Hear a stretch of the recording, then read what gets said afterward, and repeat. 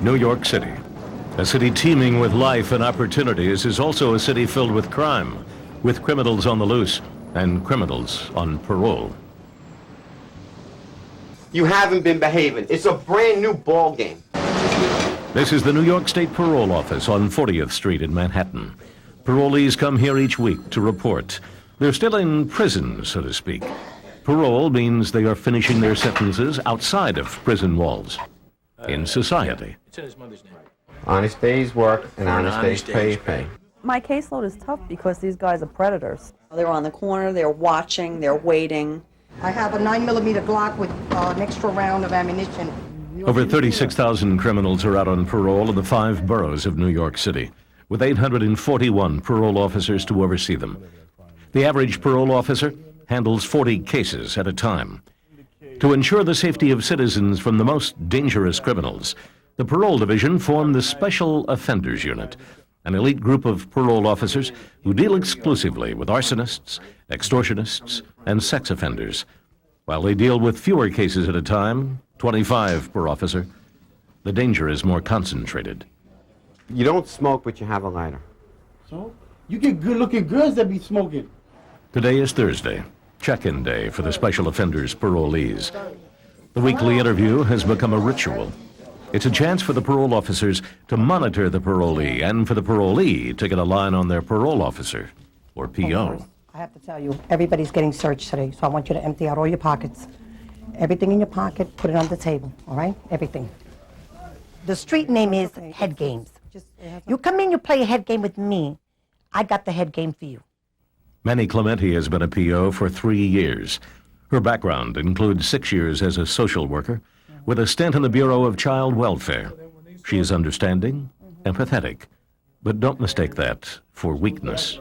You told me you're going to see your daughter no matter what, and this is the consequences. Charges number 2 is violate your curfew. Charge number 3, you violate your curfew. Charge number 4, you violate your curfew. You empty everything out of your pockets? Yep. You didn't leave that joint in there, did you? Okay. I want to reach some kind of emotion, tap some kind of emotion. With my caseload, which is mostly pedophiles, the emotion that you tap is rage. David Siegel, a 5-year veteran of parole and 11-year veteran of the NYPD. Siegel also spent 6 months at the State Division of Human Rights. He's tough, fair, and doesn't let anyone slide by. What is this? Okay, assault, robbery. You're not like those other guys. You're going to treat people with respect, but you robbed people, didn't you? I want them to tell me the truth without them knowing that they're answering a specific question. I want them to tell me things without knowing that they're telling me things. I want them to so-called give it up. Say, I'll tell you, I ain't supposed to be telling you none of this. Right, but why are you? Because you're pulling it out. I can't help it. You want to talk, right? So we talking. That's my job. My technique is asking a million questions, one after the other after the other. If I think they're lying, I just keep questioning them. Most of the time, they trip themselves up. Been in the park at all? No. Where were you last Tuesday? Cindy Morrow, 6 years in parole, 5 years as a social worker. She likes to dress nicely on report day as an example, out of courtesy. Even on a bus, she'll put her bulletproof vest on under a T-shirt with bows on it. But don't let the frills fool you. She won't be trifled with. This unit here, there is no room for error here. Absolutely, positively no room for error. Any breach, any violation of the smallest thing will cause you to go back to jail.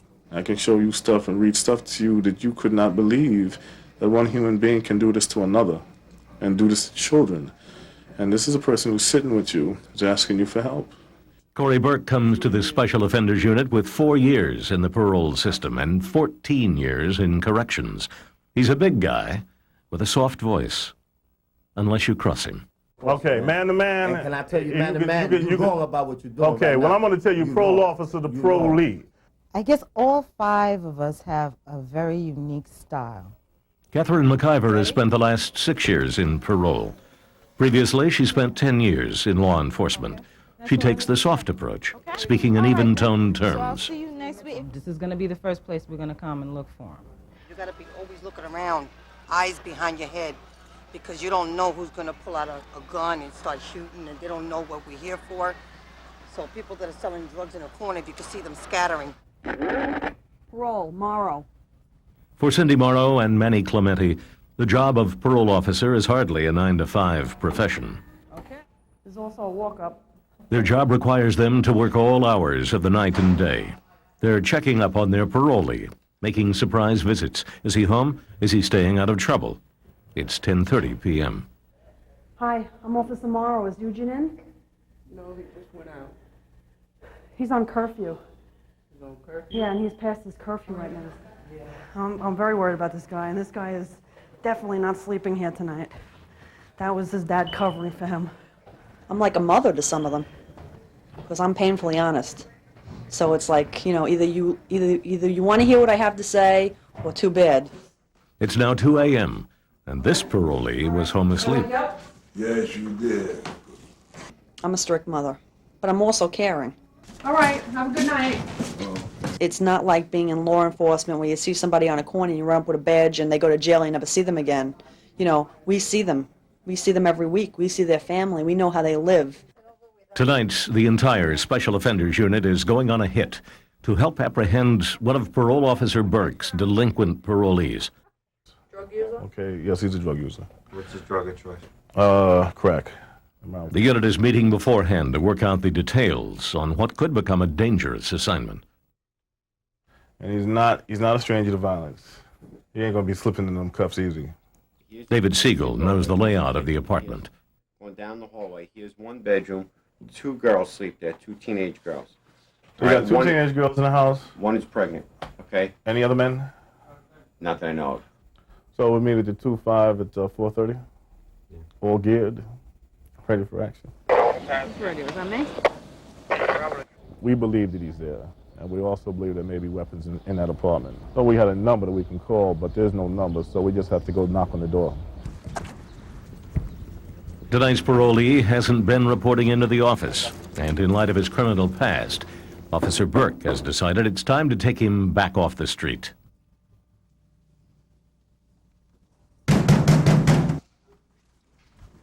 Police, open the door. We're gonna knock this door down. Open the door. All right, let's go. Let's get out of here. Let's go. Come on. Let's go. Get it. Where's the shoes? Right here. Get the shoes out. Come on. Shoes right here. shirt? Tonight's hit goes smoothly, and the parole officers finally rest easy as this parolee makes his way back to prison. Take it easy. Hey. For those not following all the rules, it's back behind bars. Sometimes it's a pre-dawn bust. Other times, they let the parolee come to them. This man was convicted of raping and sodomizing an 11-year-old girl, and now they're sending him back to jail for a curfew violation.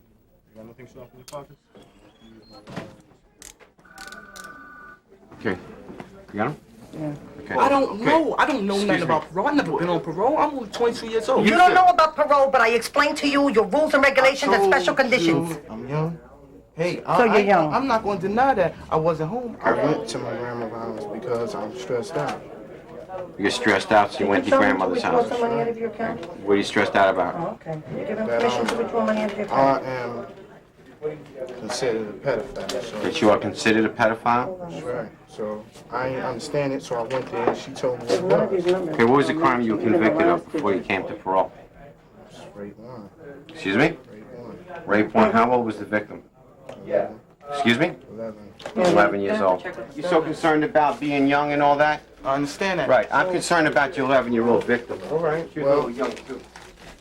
man, What we're going to do is we're going to log the prisoner. We're going to take him down Central Booking, 100 Center Street, which is the Manhattan Criminal Courthouse, and lodge him in.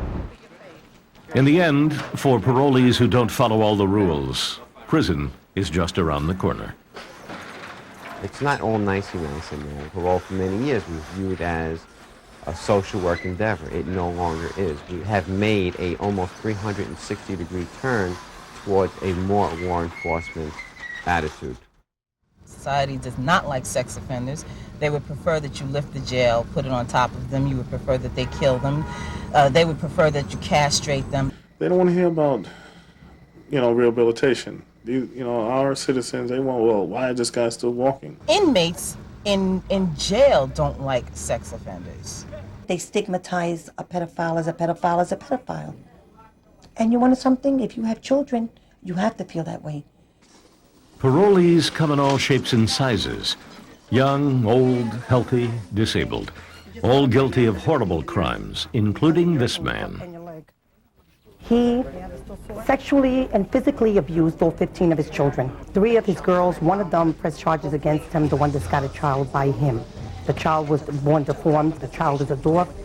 He is blind and also he's deaf. You would never even think that they would be capable enough of sexually abusing a child or sexually abusing anyone.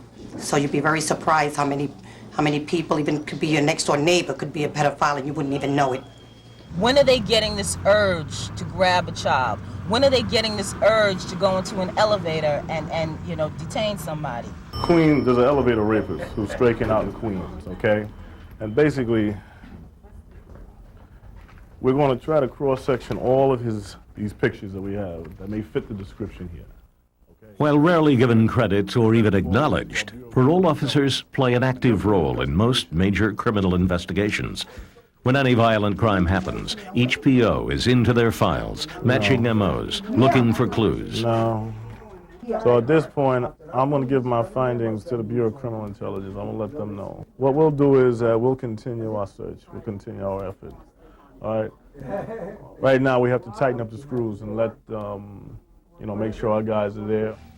When a violent rape in Central Park hits the front page, parole officers scour their files and shake down parolees for clues and suspects.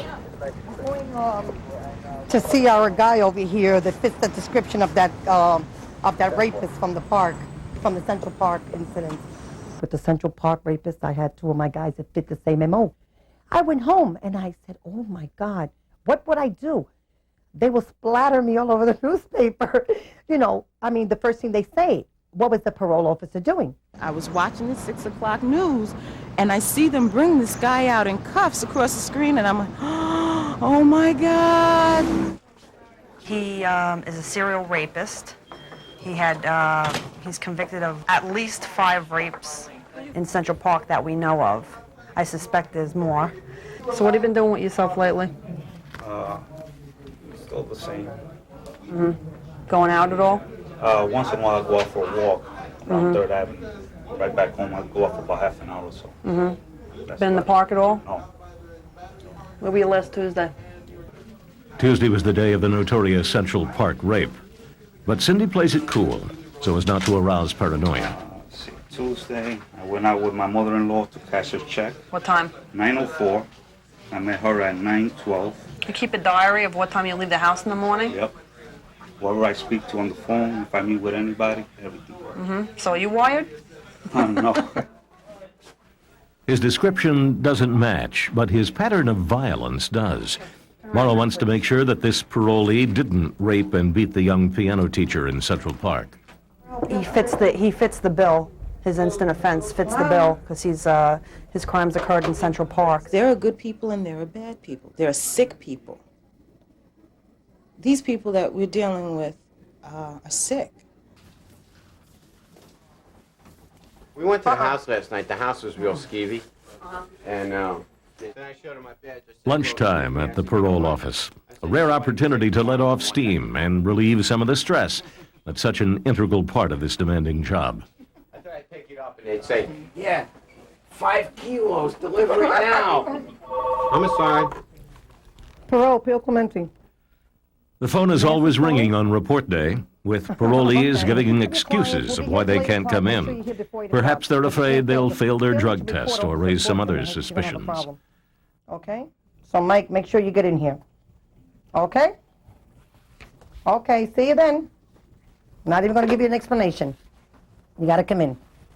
You yelling at her? Yeah, excuse me. I was like, excuse me, where's Willie? And she's like, don't you know? And I said, no, I don't know. She goes, he's dead. And I said, oh. Well, he's not excused. He has to come in. Because of the Central Park incident on Tuesday, we've just been given orders that I need at least 2 visits this weekend on everybody. No problem. 2 visits this weekend? This weekend. on everybody. That's Saturday and Sunday? As in, Overtime is not an as in issue. Saturday? Hey! Wait. Everyone, even if it's not a Central All I Park guy? wanted to know.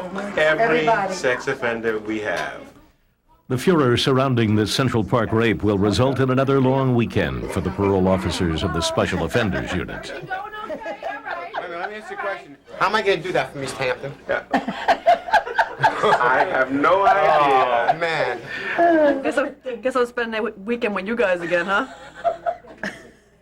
It's been a long week.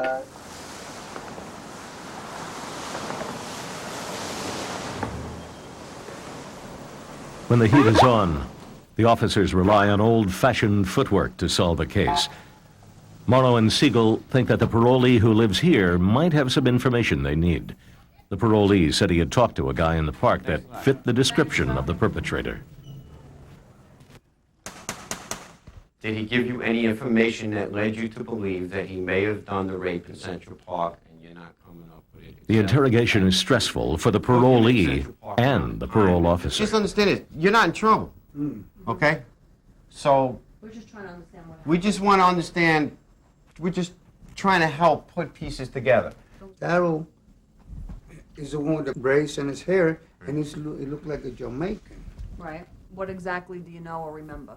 I know he told me that he had an accident in Central Park. Something occurred in Central Park, and yeah, you don't know if she's gonna make it or not.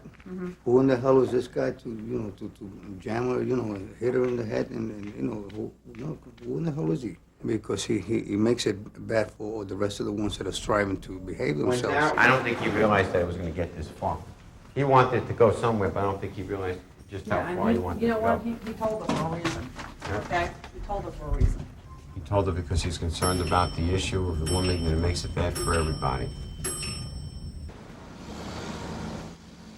It turns out this parolee's lead was not the Central Park rapist. The media hype caused not only a scare among the parole officers, but also intensified the distress among many of their sex offender parolees struggling to overcome their criminal past. For pedophiles, I don't think there's anything but control. It's not a cure, it's just a way of controlling their behavior. It's a yuppie neighborhood.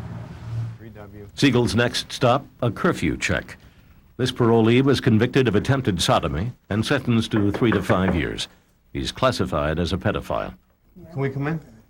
The officers feel some uneasiness. They feel he has the potential to re-offend. Turn around, dump the whole thing out. They're looking for clues. Let me know now, before I start searching your room, if I'm going to come up with anything that's going to piss me off. All right? Technically, a parolee is still a prisoner, and as such has no right to privacy. His parole officer can, at any moment, show up and search the parolee and his place of residence. No warrant necessary. Somewhat? When you came to visit me. That thing there, is that a modem? When you're at work, you have access to your own computer? No, sir. No? You work in a computer place, but you don't have access to your own computer? No, sir. I just fix them. Okay, so you never go on websites, huh? No, sir. No? You know what I'm talking about, right? What websites am I talking about? You have a girl from Raymond? Not really. Nobody studied. Who do you got not steady, Raymond? No one. Who's Patricia? That's my ex-girlfriend. And you save this? This is from 1993. We're in 1996. How old is Patricia? There are other strange things that you come up with when you search their rooms that are not enough to legally violate. However, they're enough to put a red flag up in your mind that something may be going on. Who's this girl in Germany? That's a pen pal. How old is she? 1920. Wait, how old is she? 17. Oh, 17, 18? You said She just 19. went down in age. I can tell you that that's the writings of a junior high school child. Right or wrong? Well, she doesn't know English very well. What grade is she in? She's in junior high school. In high school. She's in high school? Stop writing to this girl. Yes, ma'am. You know what I think, man? I think you're a real slick dude. And I think that you're a nice-looking guy who's got a problem, and your problem is that you can't stay away from girls who haven't reached puberty yet. Siegel puts the parolee on notice. He's watching and waiting. You're slick. You don't raise your voice. Your voice stays the same. You got an answer for everything. Do what you got to do. All right? I'll see you tomorrow. Okay. You really have to pay very close attention to them, because I don't want them to victimize somebody else again. I don't want that on my conscience. You know, I take pride in the work I do with them, and hopefully I'm leading them in the right direction.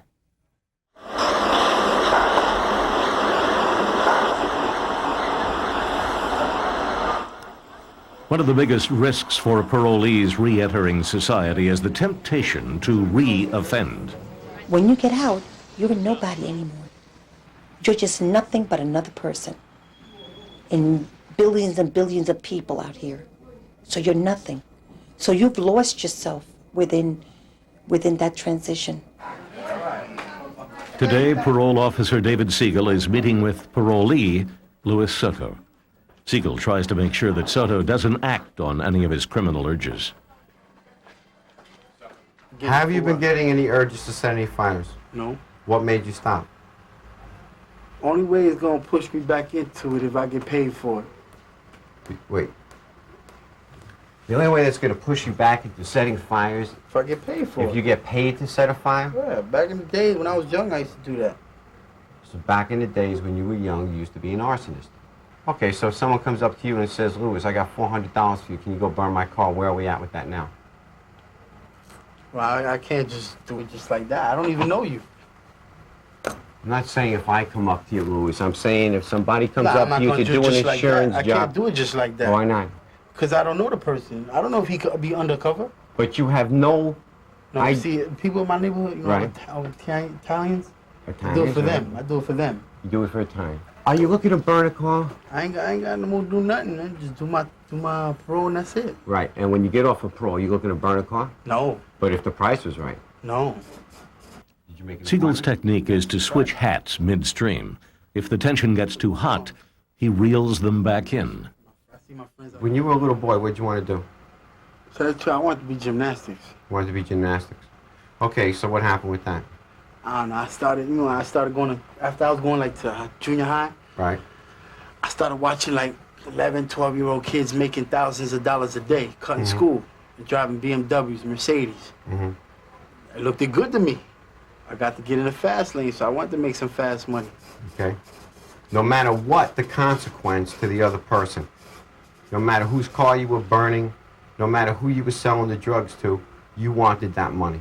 No doubt. Okay, so a guy who's a bus driver who's also selling crack comes home and his house has just burnt down. And? And what? Nothing. How do you feel about that? I don't feel nothing. You don't feel nothing? I don't feel nothing. That's what makes you a scary guy. And that what makes you a guy that I'm going to watch. Okay? And I will be on you. You listen to me. I will be on you as close as I can be. As many hours as it takes, I'll be on top of you. Do you understand that? You spit wrong, Louis, you go back to jail.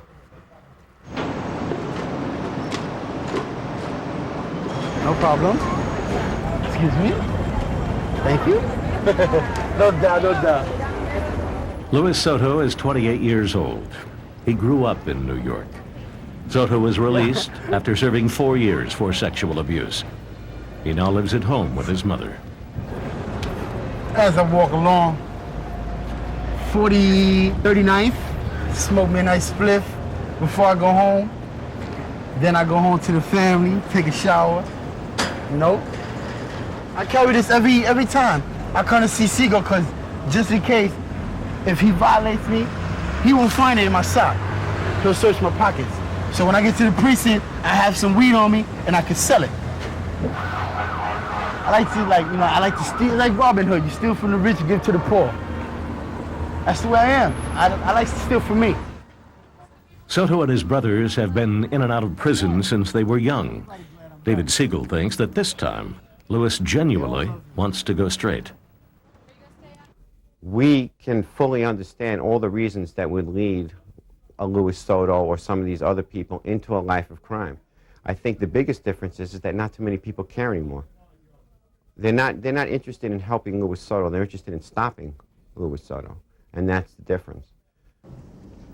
A few weeks later, after hearing of an incident in Lewis's home in East Harlem, Siegel drops by to make sure he's okay and that he's been staying out of trouble. But in Lewis's neighborhood, sometimes it can be difficult just to do the right thing. You doing the right thing, Lewis? Right now, yeah. Right now? Right now, yeah. Since that time you were in my office, right? Uh-huh. The time when you're talking about the fires and all that? Yeah. It seems like you've calmed down a lot. Why is that? Because I told you I changed. In prison, people change. Some people don't, some people do. And I told my moms I'm going to make a change when I come out. So that's what I'm doing, making a change.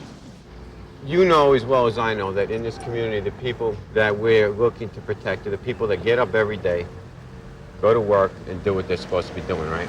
True. Okay? And I would like to see you become one of those people. Uh-huh. All right? We want you to outgrow what happened in the past. Yeah. Okay? That's what I'm trying to do now. Okay. Trying to put the past behind me. Siegel's relationship with Soto has come a long way. Although ready to drop on Soto like a ton of bricks if necessary, Siegel senses he is through a barrier. Soto starts to open up, telling the story of his past. See, right now we got money, right? We didn't have money back then. So I seen this little brand new teddy bear that my sister liked it, that somebody was selling, so the guy wanted cigarettes for it. So I stole some of my mother's cigarettes to give to him. And my stepfather caught me and he smacked me across the head with a slipper. Then he started hitting me with a stick. You know, ever since then, I just started having mind trouble. So I started doing things on my own. You know, if I'm going to rob you, I'm going to rob you. I'm going to cut you, I'm going to cut you. I'm going to shoot you, I'm going to shoot you. If I'm going to burn you, I'm going to burn you. And now? Now I don't do none of that. Right now I'm going legit. What is the future For me? Yeah. For me, Where do you see yourself? well, I see myself doing the right things, going to school, finishing school, going to computers, and doing the right things. Try, maybe, I don't know, think about a family, I'm not sure. Because I'm never gonna leave my mother's side. I'm gonna stay with her till God bless she dies or pass away. And then what? Part father, part enforcer, part therapist. Siegel sees this opportunity to try and reach Soto and help him down the right path. But there's still a long way to go. Do you understand that people are tired of living the way they have to live sometimes? Yeah. That the mothers in Wagner and Lincoln that have to keep their kids upstairs on the 6th floor in the summertime with windows closed because they're afraid of stray bullets. But I don't know nothing about that because I just got out here. Tomorrow's the first day of summer for me, my first summer. So I got to see how it go. I'm not gonna promise you that I'm not gonna fight. I guarantee you I'm not gonna cut or shoot somebody or burn something, but I'm gonna have a little fist fight here and there if I have to. But I'm not gonna cut nobody or shoot somebody or burn somebody, I'll tell you that much. Because I know for a fact, I see the way it is going now, that there's gonna be a lot of trouble this summer. You know what I'm saying? I can see it now. Former gang member Johnny Chan is just out of prison after serving 2 years of a 12-year sentence for attempted grand larceny. Today is the first meeting with his parole officer, David Siegel. Siegel is leery of Chan's past gang affiliation. Do you have any markings on your body? What do you have? Some tattoo. Okay. Explain the tattoo for me, that one. I want to see the tattoos. First, I'm going to take a picture of you straight on, and then I'm going to take a picture of you with your hat on, hat off. Okay. You're in a special offender unit, given the nature of the crime, given your gang affiliation, previous gang affiliation, okay, which means that you're going to have to report to me every week. What do you want to do with the rest of your life? For now, I'm just thinking of having a job, making a little money. But there's big money in extortion, isn't there? The pressure's on you outside there. You're not in this office now. You're outside on the street. You're down on Mott Street. You're with your family. Somebody recognizes you. They know you're out now. Maybe you were a very good extortionist. Okay? Now, they ask you, hey, Johnny, come on, let's get back in the game. Where are we at with that? Where are you? I tell them I call you some other day, and they give me their number. I throw it in the garbage in the next corner. I'm going to tell you right now, I'm concerned somewhat about your past affiliation. I don't know if it's that easy to get out of the gang that you were affiliated with. He's hooked up. He's still hooked up. hooked up with his former gang, the Ghost Shadows. The way he explained how easy it is to get out, like it was like, you know, leaving the Boy Scouts, doesn't work like that, no matter what he says. Which is a problem. Yeah, boss. You know, he reminds me a little bit of like Babyface Nelson. He's got a young look, he's got an innocent look, and he could be extremely treacherous, in my opinion. Siegel suspects that Chan is gaming him, playing innocent, yet still linked to his gang and extortionist past. He decides to make a quick visit. Hello. How you doing? From Johnny Chan's family? The people that were just going down the hallway, they live in this building or they were coming from visiting you? No, they live in the building. Okay. All right, I'll see you tomorrow. Yeah. Okay. Anything on your mind? Not really. No? No. What'd you get that medal for? What? Siegel plays it low-key. Just a quick and friendly home visit. I see you tomorrow morning. Yeah, just close the door, son. It's just like 1, 2, 3, 4. They all work? Yeah, put this one works. Okay. Afraid of burglars? Yeah. He has an awful lot of locks on his door. Absolutely. Okay. It should make it impossible to go do a hit. 6 locks on the door that are all operable. I don't know if those people didn't come from his apartment. See the guy standing in front of the block? See the Oriental guy standing in front of the block? Watching him. Siegel stakes himself out across the street. Moments later, Chan emerges, presumably on his way to Chinatown. I knew he was going to fuck out of there. I knew it. Siegel's suspicions have been realized. He will need to deal with Chan, perhaps send him back to jail. All I know is that he's got a lot of activity around him for a guy that's just trying to do the right thing. You try to have to get into their head a little bit, and you have to make them feel, as soon as they sit down, that no matter what they're going to say, you understand it, which you really don't. See, the objective is to find out if they're doing something bad and lock them up. What's your name again? Alberto Ramos. Okay. Former middleweight contender Alberto Ramos is a parolee fighting to re-enter the ring. Ramos is new to the zero-tolerance policy of the Special Offenders Unit. Parole officer Corey Burke tries to make this point very clear. A sex console or anything like that I was cured from my problem already. Okay. See what I'm saying? So I'm trying to get back into my career. I'm a fighter, you know, and I'm trying to open up a business. We're going to talk about that. Okay, but first, all right, then this is, I'm glad you brought it up because this is going to be the opportunity to explain to you exactly the nature of this unit, okay? There's a lot of no's in this unit, a lot more no's than there are yeses. You know, I've been doing this for a while, and I've never met anybody who sat in my chair for the first time that's doing everything they're supposed to be doing. Okay, time will tell. You met one now. Okay, well, fine. Well, time will tell. Number one, you know, if you're going to be a prize fighter, you can't leave the state. Okay, you can't do that yet. You have to see me here every week. It's a bit of a game for on both ends. I mean, the thing is that the game being that I'm going to give you enough rope to hang yourself if that's what you're about. And now I'm going to take this guy's urine. The parole officers must know what the parolee is up to. Part of this is making sure they're not on drugs. A urine test determines if a parolee is staying clean. The officer must accompany the parolee into the bathroom to make sure the parolee really uses his own urine.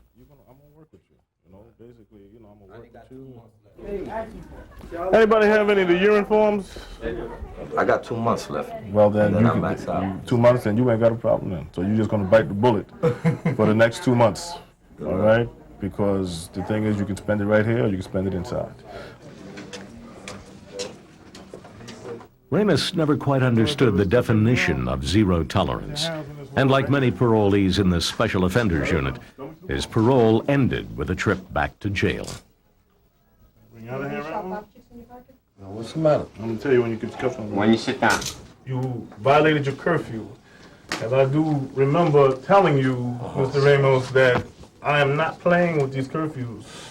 But I clean myself with drugs because I'm trying to get What my did we life talk together. about, Mr. Ramos, when I spoke with you? Did I tell you we had a zero tolerance policy here? Did I tell you that One time mess up, do you go back? Yeah, but yeah. Did I say that to you, sir? Oh, so And I you needed violated you. me? Yes, you violated. Completely and utterly. You're going to jail. I told you.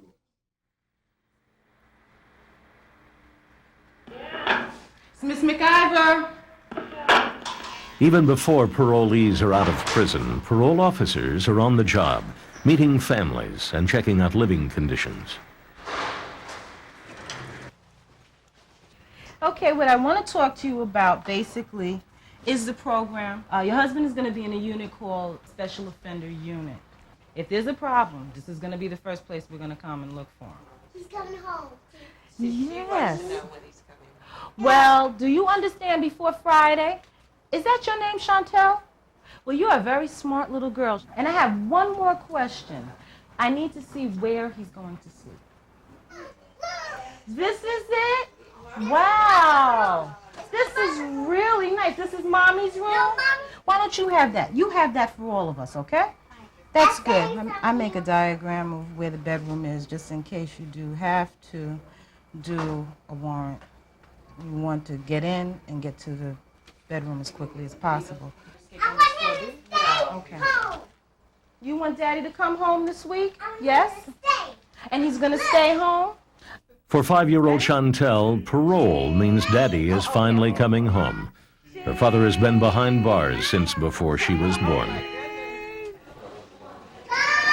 Bye, Chantel. Bye. All around the United States, rural areas like this are home to state penitentiaries, all of them crowded with criminals, hoping for freedom and struggling just to get by. And I see a lot of guys perishing, not physically perishing, but spiritually and emotionally perishing because they feel that there's no hope. They're always going to be animals, they're always going to be criminals, they're always going to be the bloodsuckers of society. So a lot of them feel, why should I bother to try to be anything else? You know, society's already defined me, so why should I bother to try to redefine and define myself? My ideals as a young child were that everybody deserves a second chance. If you look at enough photos of crime scenes and you speak to enough victims, then you change your mind. Everybody who comes to prison says, I can't go through this anymore. I'm not going to do this anymore. Personally, I still hold that maybe some of these people are salvageable. Do I feel sorry for them? No, because behind each one of them, there's a victim. For many inmates, the parole process begins long before their sentences are up. Parole officers have many factors to consider regarding their chances for parole: the nature of the crime, their behavior in prison, and their attitude towards life on the outside. For some people, it provides a revolving door. For me, parole is hope. It's another chance, a second chance. For Darren Ferguson, a convicted arsonist and inmate here at Sing Sing, this pre-parole hearing with parole officer Jody Johnson is one of the early steps in receiving parole. Unlike the special offenders parole officers, P.O. Johnson is based in the prison, helping to determine who is eligible for life back on the street. As a result of the fire, the elderly woman died from smoke inhalation. Her body was charred beyond recognition. The victim, I knew her sometime I was a little boy, and I just wanted it clear that I had no intention of hurting her. I think for the moment you're interviewing them and the moment they're in front of the parole board and they say that they're done with drugs and they're done doing this and they're done doing that, I think for that moment they really do believe it themselves and they really do think that they're finished. Ferguson's hopes for freedom are sobered as Jody Johnson tells him honestly of his chances for receiving parole. For me to tell you that it was anything other than 50-50 wouldn't be fair to you. And I wouldn't be honest with you if I were to tell you anything else. Yeah, well, based on what I heard, I'll take 50-50. Most of the inmates in here go back to the same neighborhoods they left. And a lot of these guys don't know any other way of life. And everybody can change. Everybody will change if given the opportunity. And some people need the light of parole at the end of the tunnel in order for them to come to that conclusion. Every day in prisons all over the country, inmates like this one are finally reaching the end of that tunnel. I believe people deserve a second chance in some things. Even, if sex offenders, if you will, if that's what we're about, that's what we have to do. At last, free of their prison clothes, they gather up their belongings and are given a bus ticket home. You come into, a field like this and you meet a lot of really wonderful guys who have done bad things. Society has a very negative attitude toward parolees, but I believe that there are people that want to change. I believe everybody has the chance to try to change. I believe that a small percentage of people change. You hit that core group of people that just say, I'm not going to jail anymore. Yeah, and I think they change for the better. People are born with a clean slate. It's the red thread of life. Everyone held them at one time. They were little babies. Somebody loved them.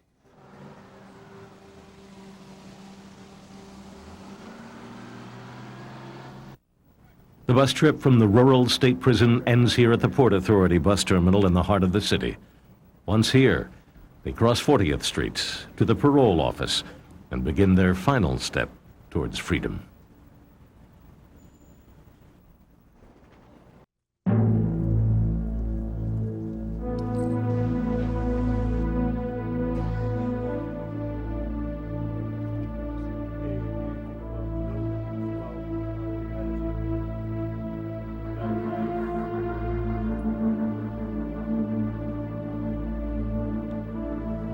Charge number 3, you violated your curfew. Charge number 4, you violated your curfew. Don't make